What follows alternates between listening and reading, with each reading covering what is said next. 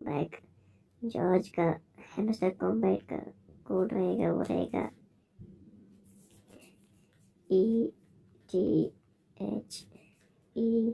ETHER।